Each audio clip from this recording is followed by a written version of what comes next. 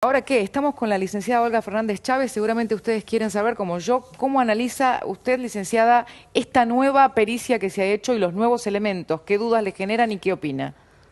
Específicamente no sé, obviamente ellos por el secreto profesional, porque todavía no se han realizado las pericias y no pueden informar qué es lo que han recolectado. Sí se sabe que han relevado evidencias ¿Le llama la nuevas. atención esta tardía inspección ocular o que se haya hecho el luminol recién ahora o las dudas planteadas? En realidad la práctica de luminol es para ver si ha sido lavada la sangre, sí, lo que permite es detectar sangre diluida hasta una en 10.000 veces. Se supone que esa escena no ha sido modificada ni alterada. Seguramente lo que estaban buscando es signos de que la escena pudo haber sido modificada a posteriori de los hechos y ver si se preservó adecuadamente. Además, bueno, Salcedo fue jefe de científica general, así que tiene mucha experiencia en esto. Una de las cosas más importantes acá va a tener que ver con el patrón de salpicadura en el espejo, Ajá.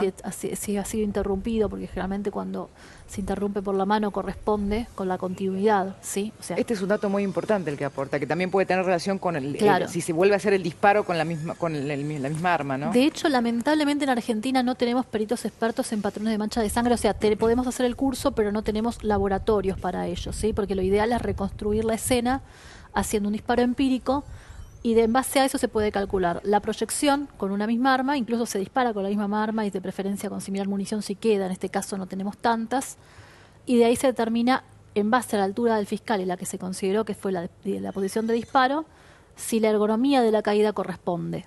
Sí, es una O práctica. si hay alguna alteración de esa salpicadura, Claro, eventualmente. porque tendría Claro. que corresponder la salpicadura en la mano, que es salpicadura de alta velocidad, si los tamaños de partícula tienen que ser sumamente pequeños, con la interrupción en el patrón en el espejo y con la salpicadura que tenga el arma. Todo tiene que coincidir.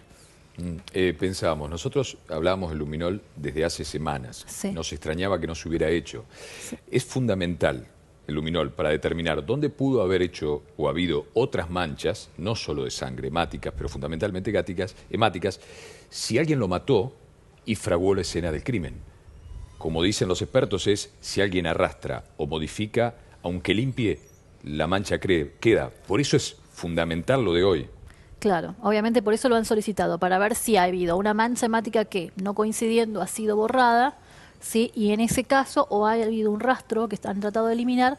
El luminol y actualmente la técnica actual, antes impedía hacer análisis de ADN, actualmente permite hacerlo. ¿De qué manera? ¿Cómo sería esto? Porque antes el luminol interfería con el análisis porque degradaba la muestra. Actualmente permite hacerlo los nuevos reactivos.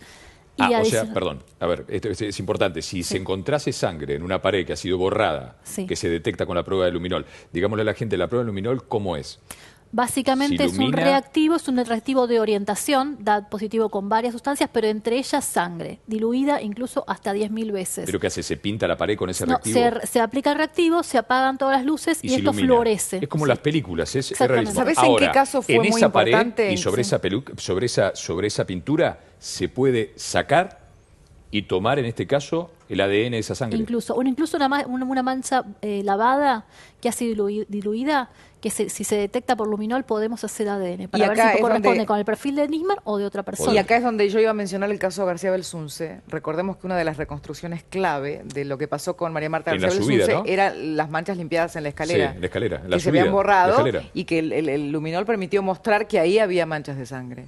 Entonces esto es clave, definitivamente clave hasta para saber si alguien movió el cadáver, si alguien limpió una pared, si alguien limpió cualquier lugar donde haya habido manchas de sangre. Claro, porque aparte también tenemos que tener en cuenta que hay muchos trascendidos o dichos, incluso lamentablemente desde la Fiscalía, donde hubo errores. Sí, ¿Qué errores por concretamente? ejemplo, uno de los comunicados de Fiscalía menciona que cartucho y vaina tienen ADN del fiscal Nisman y la vaina Sí. servida no puede tener ADN porque estuvo sometida a 2.500 grados Claro. durante la defloración. Después, una vez la fiscal dice que el impacto fue en el parietal y después el comunicado dice que es en el temporal, es otra zona ósea. Como esos errores lleva a que uno no tenga una idea muy clara de qué es lo que estamos hablando, ¿sí? Porque también tenemos que hacer valoraciones en base a lo que estamos diciendo y no en base a los informes de por sí. Y ahora a mí me deja un poco preocupada con esto. Estos son los comunicados, calculo que no el El expediente. comunicado versus lo que dice verbalmente. Por Claro. eso también a veces hay confusiones. Bueno, recordemos que se fue y vino ni más ni menos con el borrador de la acusación, ni más ni menos. Un día se dijo que no estaba y al otro día se reconoció que sí. Para terminar, mucho se habla del crimen perfecto, ¿sí? Sí. Del crimen perfecto que no se descubre el asesino. ¿El suicidio perfecto existe? No, a ver, lo que puede existir es un crimen siempre mal investigado, ¿sí? Porque siempre quedan evidencias, unos principios del OCAR y de las ciencias. Ahora, lo que puede ocurrir es que siendo un suicidio haya sido mal investigado y se queden siempre dudas, o que siendo un homicidio y habiendo sido encubierto y hecho lucir como un homicidio, como un suicidio, se pierdan pruebas por no preservarlas y registrarlas adecuadamente, porque lo peor error que puede cometer un perito o cualquier científico es tener una teoría y tratar de hacer, cerrar las evidencias en la teoría que no Subestimar quiere. una escena. Está claro que se mató. ¿A usted le Ese sería llamó- un error. Entrar, Exactamente. ver y sí, mira, tiene el arma en la mano. No. De hecho, No, a la exactamente. licenciada le había llamado la atención el primer día que tajantemente en uno de los primeros comunicados se haya negado la posibilidad de que había una tercera persona. Tercera persona. Y que eso lo dijeron como a los 2 minutos Y además del fue hecho, con las primeras digamos. conclusiones de la autopsia, ¿no? Claro, y Ahí nomás, realmente era los raro. informes de autopsia yo he visto cientos y ninguno tiene nunca. No que se saca esa descartan terceras conclusión personas. desde Tal ese lugar. certeza, claro. Como mucho pueden decir que la herida es compatible con una herida autoinfligida, pero nunca dicen que descartan terceras personas porque eso depende de la escena, no depende del médico. Ujú. ¿Y en la escena le llama la atención las versiones de la cantidad de personas que había en la escena? Sí, eso me llama la atención. Igualmente también me llama la atención ahora tanta gente haciendo el relevamiento, ¿no? Porque siempre es como que hay como un exceso de personal respecto a lo que dice el manual que tenemos que respetar. ¿Y qué opina de que, porque no es menor esto, que este pedido de pericia lo haya hecho la querella? ¿Qué analiza usted en este pedido? Hay muchas pericias que todos, o sea, por ejemplo, las pericias de autopsia psicológica, yo he hablado con psiquiatras, con psicólogos forenses, que todos hablábamos de que no tienen un perfil de suicida y que sería bueno pedir una autopsia psicológica. Y me llamó la atención que recién se solicitara ahora. Hay muchas pericias que quizás nosotros como técnicos ya hubiéramos solicitado. Pero bueno, también considero que también la que maneja la causa es la fiscal. ¿Para usted están demorando mucho las pericias toxicológicas, concretamente como algunos afirman? Específicamente, digo mi experiencia personal. Según la causa, me ha pasado que las pericias tarden de 2 meses a 15 días.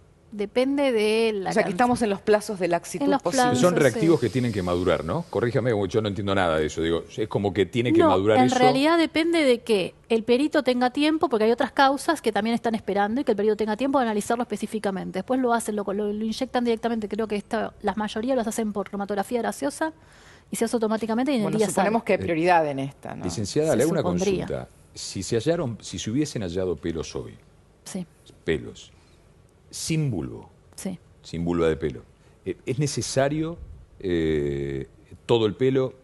¿Con cuánto se puede obtener una muestra y saber de quién es?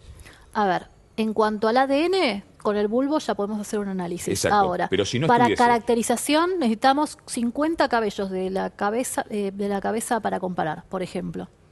Para O sea, poder hacer un podríamos análisis tener un adecuado, pedazo porque de hay mucha pelo y no variación. saber. Claro, podemos saber que presenta el mismo aspecto de la cutícula, que presenta la misma coloración, pero también como hay variaciones dentro del mismo cabello, se tiene que tener una muestra amplia. Y con respecto al ADN de un tipo masculino que se habría encontrado en una taza de café, ¿cómo puede analizarse la prioridad de este ADN considerando la disposición en la que se encontró un elemento de cocina versus un lugar más cercano a la escena del hecho? El tema es que el ADN puede permanecer por meses, ¿sí? O incluso más tiempo conservado. Y depende, obviamente, el ADN, por ejemplo, en el borde de una taza sería esperable que sea de saliva, células epiteliales del producto de la descamación. Entonces, si no ha sido lavada, puede permanecer ahí muchísimo tiempo. No hay forma de datarlo y de decir esto fue depositado hace 2 días o 5. ¿Le sigue llamando la atención el hecho de que en la pistola no haya aparecido más que... Sí, me llama la atención que no aparezca ADN de otra persona, sí, porque justamente por esto, como permanece mucho tiempo y a menos que uno lo elimine o lo lave, permanece, uno encuentra otros perfiles. Por dar un ejemplo, ¿se recuerda en el caso... hay muchos casos donde uno encuentra múltiples perfiles. Yo he tenido casos de violaciones donde teníamos 11 perfiles en una misma prenda, porque con los lavados, la mujer que manipula, la mujer que Le limpia. iba a preguntar eso. No hay ADN de la mujer que limpia. No hay ADN de la mamá del fiscal. No hay ADN de los custodios que pudieron estar en el departamento. Evidentemente eso no quiere decir que o estuvo mal tomada la muestra o se tomó pocos lugares. por ejemplo, se tomó el picaporte y no se fue a la cocina, o de la cocina solo agarró la taza, pero no se agarró la manija de la grifería. Digo, en realidad, volviendo al principio, la primera pregunta que le hice, Sí. no sé si hay crímenes perfectos o hay crímenes mal investigados. Es generalmente mal investigado. Y lamentablemente eso permite que salgan muchas veces, en otros casos, ¿no? Agresores. ¿Y el tiempo cómo juega? Porque pasaron muchas horas, ¿no? Acostumbramos con una frase de Cristina que repetimos ante cada hecho de esta naturaleza, las primeras 48 horas son las únicas 48 horas, ¿no? Cuando uno arranca y decís, pará, cierro acá y veo qué pasó.